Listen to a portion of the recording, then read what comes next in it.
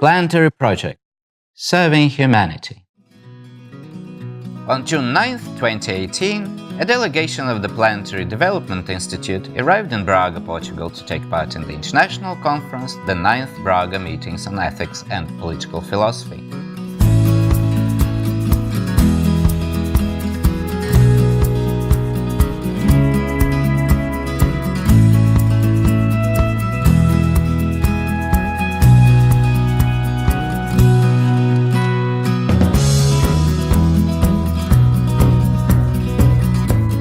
Originating from the ancient Roman town of Bracara Augusta, Braga is currently the third largest city in Portugal after Lisbon and Porto.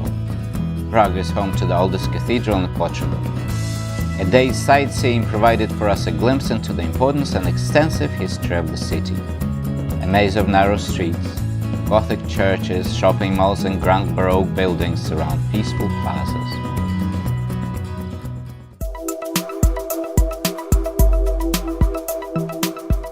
The conference, the IX Braga Meetings on Ethics and Political Philosophy, was held on the 11th and 12th of June 2018 at the University of Minho.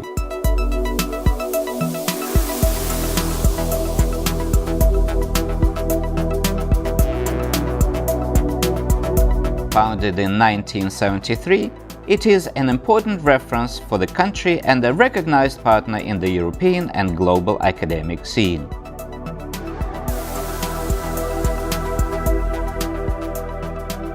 The PDI team consisted of General Director Alexander Bezgodov, the Head of the Information Monitoring Department Vadim Golubev, and the Head of the Information Technology Department Dmitry Sergeyev. Our paper was entitled Anthropocene in Light of Planetary Ideas and the Concept of Managed Harmony. It was co-authored by Professor Alexander Bezgodov, Dr. Konstantin Baryshchev and Dr. Vadim Golubev, and was part of the special panel, The Philosophical Challenges of the Anthropocene. Alexander Bezgodov, Professor Bezgodov is here with us, and Professor Konstantin Baryshchev could not come, and my name is Vadim Golubev. Right, Anthropocene is of course hailed as an era of ultimate dominance of man over nature, and the nature of man is revealed in the subject of geological history. We have a lot of problems that have arisen with the age of Anthropocene. This paper is talking about maybe some ways of dealing with these problems that Anthropocene has generated. What are the challenges to civilization that we are facing? Of course, disintegration. When all the stress that we saw on the previous slide are mounting, and instead of tackling them together, mankind is getting more and more disintegrated. And so, but the main thing is disintegration is more in terms of values rather than physical disintegration, and that's even more important, and that's why we came to this meeting in philosophy and ethics to talk about how disintegrated humanity is in terms of values and how we can help. Obviously, we present our own solution, and we term as planetary ethics that we're developing at the Planetary Development Institute, which is based in Dubai physically, but in terms of a virtual institution, we have a website that you can see here, and you can get in touch with us and join our website and work with us, because we have researchers from all over the world, and they collaborate. We have a very vibrant website. So, to prevent a global catastrophe, technological leap to the sixth techno-economic paradigm is not enough. We have to do a Copernican turn in terms of values. We're talking about planetary ethics, and what do we mean by planetary? First of all, planetary is the scope that involves all types of matter, including humans, of course, human species, but also nature, etc. And also, on the other hand, is a source of unity that we have to use.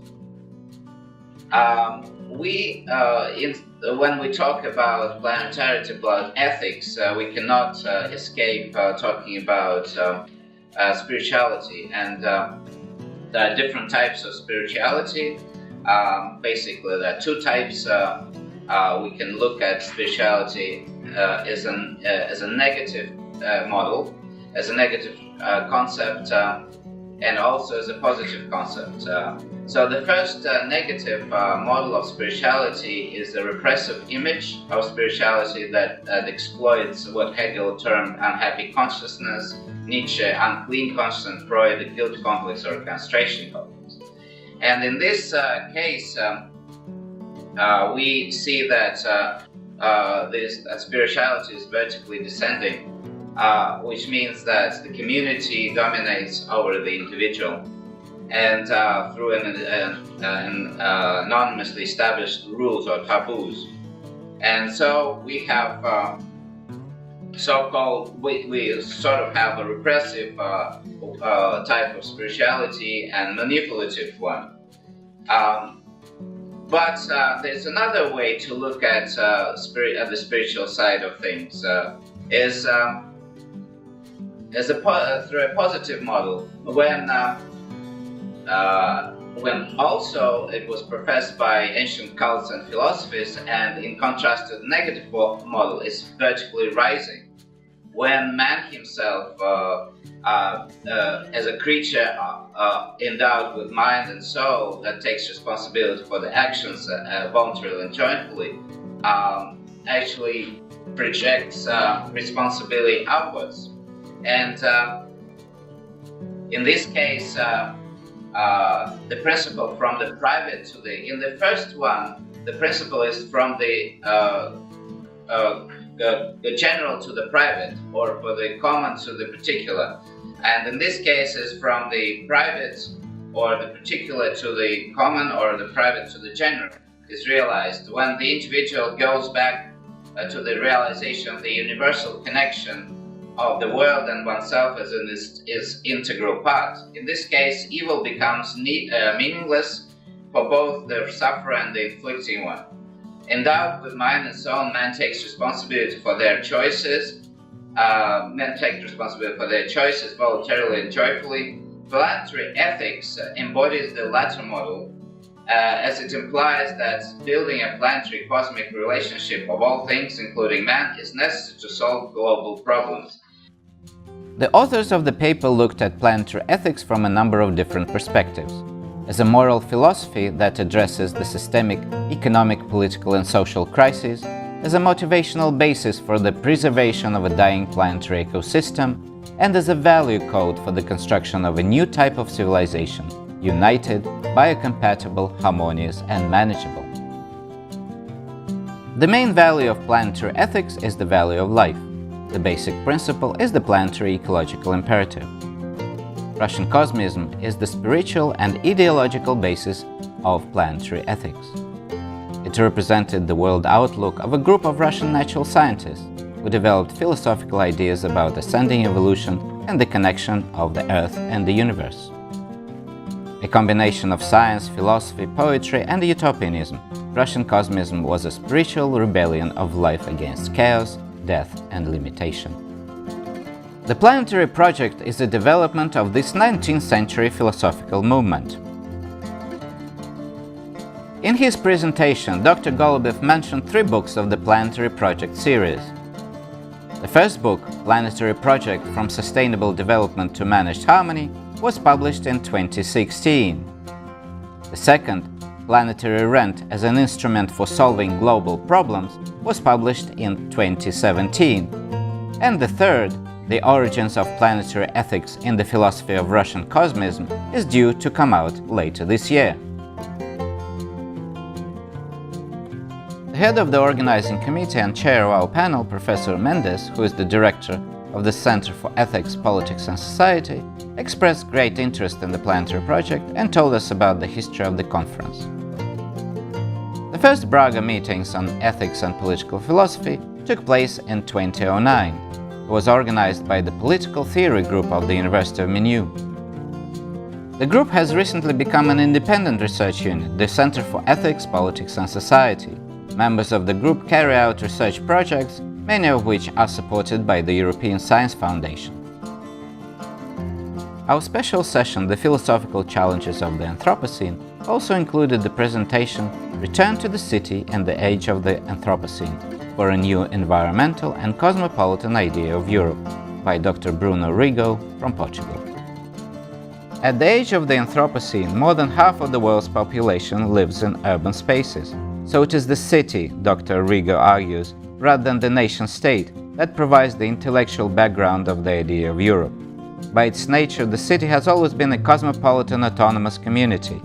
This puts the city in a better position to forge a new model of political action, to face the global political, social, and environmental dilemmas of modernity. With this in mind, we traveled to the second largest city of Portugal, Porto.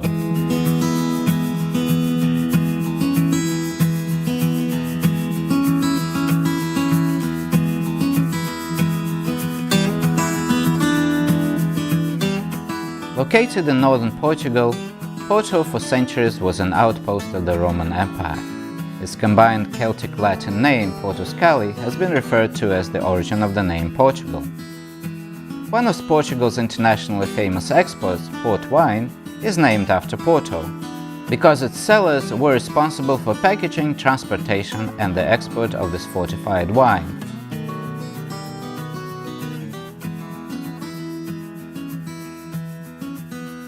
Visiting this beautiful country, we reflected on its rich and turbulent history. This territory has been continuously settled, invaded, and fought over since prehistoric times. The pre-Celts, Celts, and Romans were followed by Germanic peoples. In the 15th and 16th centuries, Portugal established the first global empire, becoming one of the world's major economic, political, and military powers.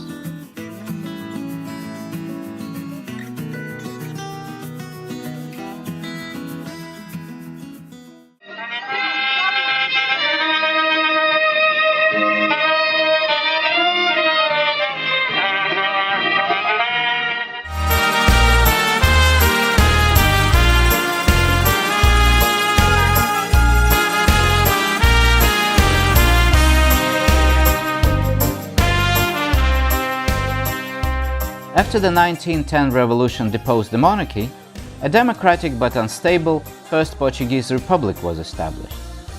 It was later superseded by a right-wing authoritarian regime. Democracy was restored after the Carnation Revolution in 1974, ending the Portuguese colonial war. Soon after, independence was granted to almost all its overseas territories. 1999 marked the end of what can be considered the longest-lived empire in the world. Portugal has left a profound cultural impact, a legacy of 300 million Portuguese speakers and many more Portuguese-based Creoles.